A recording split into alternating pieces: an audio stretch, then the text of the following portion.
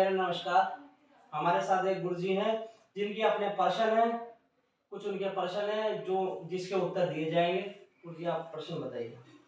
भगत जी, हम ये पूछना चाहते हैं कि आशुतोष जी महाराज ने समाधि ली थी, उनकी समाधि में भी सर्वलोकोद्धार गए या अभी जिंदा हैं, वापस आएंगे? आपका जो प्रश्न है आशुतोष महाराज जी पे, उनके लिए बताया जाता है कि पहले भी वो समाधि में से बाहर उठ के आए हैं कई साल बाद।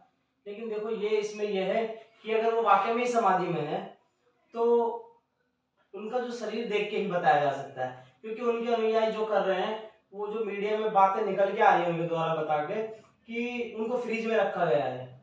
अगर वो फ्रीज में है तो वो किस बेस पे इन्होंने फ्रीज में रखा है? अगर उनके शरीर में दुर्गंध है या उनका शरीर टाइट हो चुका है, बाहर निकलने के बाद ही पता लग सकता है, उन्हें देखने के बाद ही पता लग सकता है, तो फिर समझ जाइए कि वो इस दुनिया में अपना शरीर छोड़ के जा चुके हैं।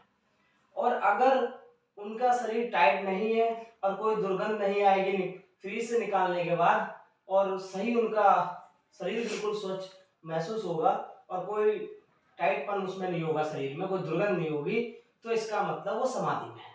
सीधा सा इसका फॉर्मूला यही समझने का है।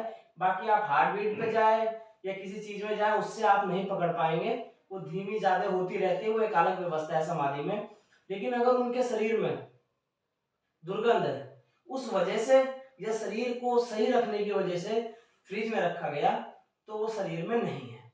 पर इस पे पूरी सही मायने में जब भी बोलना सही रहेगा, या तो उनके शरीर को एक बार देखा जाए, उनके शरीर को देख के ही हम बता सकते हैं। अब क्या पता उन्होंने किस चीज के लिए उन्हें फ्रीज में रख दिया है, क्या पता शरीर ना टाइट हो ना दुर्गंध हो, फिर भी उन्होंने फ्रीज में रख दिया कि चलो स्वच्छ सही रहेगा।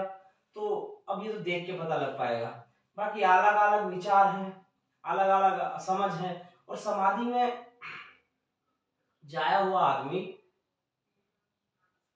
कभी भी आ सकता है जो समाधि में गया है, लेकिन उसके शरीर को देखना पड़ेगा। इतने समय के लिए समाधि में जाना क्यों, इतने दिन समाधि में रहने का क्या मतलब है? इतने दिन समाधि में ऐसा क्या कर रहे हो आपकी जो शरीर से बाहर आप 10-10 साल आ नहीं रहे हैं? और वो तो देख के ही पता लग सकता है। बाकी मैं सीधा से इस पे ये बता देता हूँ आपको कि अगर सर बार बार जो मैं आपको बता रहा हूँ, अगर शरीर टाइट हो चुका है या उसमें दुर्गंध है तो समझ जाइए कि वो शरीर छोड़ के जा चुके हैं, फिर वो कभी शरीर में नहीं आएंगे। और अगर शरीर में दुर्गंध नहीं है और टाइट नहीं है, फ्रीज के बिना, ठंडक के बिना, नॉर्मल वातावरण में, तो समझिए आप वो समाधि में है। और इसके अलावा कोई आपका अगर प्रश्न हो तो आप वो कर सकते हैं, कोई आपके विचार में हो कोई? नहीं, हमें तो यही जानकारी लेनी थी फिलहाल। तो आप उनके अनुयायी हैं, आशुतोष महाराज जी के आप कुछ अनुयायी समझ हैं? लीजिए, क्योंकि उनको ढूंढने के लिए हमारी एक आचार्य जी और समाधि ले चुके हैं, जिनको 2 महीने हो चुके हैं, वे भी वापस नहीं आए अभी तक। पहली बात तो यह है कि जो समाधि में गया है उसे समाधि में लाने के लिए किसी दूसरे की आवश्यकता नहीं है, वो स्वयं ही अपनी समाधि तोड़ के बाहर आ सकते हैं। लेकिन प्रश्न यही है कि क्या वाकई में ही वो शरीर में अब हैं, पूरी तरह से शरीर को छोड़ के जा चुके हैं, कि अभी भी वो अपनी इच्छा अनुसार बाहर है, कि प्रकृति की इच्छा के अनुसार शरीर उनका विदा हो चुके अपने शरीर से? तो इसका उत्तर, पूरा उत्तर, सही जो उत्तर आप चाहते हैं वो तो देख के ही पता लग सकता है। और जो हम देख रहे हैं कि वो ना मीडिया को जाने देते हैं ना वो किसी और को, अनुयायी अपने हिसाब से, तो उसमें ऐसा ही है। तो यही है कि समाधि में जाना कोई दिक्कत नहीं है, समाधि में कोई भी जा सकता है। पूरे ब्रह्मांड, पूरी पृथ्वी में समाधि कोई दिक्कत, पता नहीं कितने महापुरुष पृथ्वी पर आए हैं जो समाधि में गए। समाधि क्या है? जब आपका शरीर तो है, कोई विचार ना है, जो आत्मा है साक्षी भाव में, जब तुम्हारा शरीर होने के बाद तुम शरीर से बाहर आ जाओ, उस अवस्था में, यदि सोने के बाद आप साक्षी नहीं रहते। साक्षी कौन है? वो तो साक्षी है लेकिन आप साक्षी नहीं है, उसी का नाम समाधि है, जहां तुम साक्षी हो जाओ। आप दिन में तो घूमते हो, सारे कार्य करते हो, लेकिन आप साक्षी नहीं हो। आपको लगता है कि आप साक्षी है। अगर आप वाकई में साक्षी भाव में आ जाएंगे तो वहां कोई विचार नहीं बसता, कोई विचार नहीं है, कोई ठंडक नहीं है, कोई गर्मी नहीं है, सिर्फ एक होने मात्र आप हो, कि आप हो, सिर्फ आप दृष्टा मात्र हो, कि कोई विचार नहीं, कोई ठंड नहीं है, लेकिन आप भूख नहीं, कोई प्यास नहीं, कुछ नहीं है वहां पे। लेकिन ऐसा ना कहने से इस चीज का प्रमाण नहीं होता। इसका प्रमाण तो यही है कि आप उसको करके देखें, प्रैक्टिकल करें। अब आशुतोष जी के पीछे आप चल दें तो आप ज्ञान उपलब्ध नहीं कर सकते, आप मेरे पीछे चल दें तो आप ज्ञान उपलब्ध नहीं कर सकते। सिर्फ अगर उन्होंने आपको कहा है कि ध्यान करना है तो आप ध्यान करें, पीछे मत भागें आप। अच्छा, एक चीज आप और देखें कि कितने भी महापुरुष हुए हैं, बुद्ध के क्या कोई गुरु थे?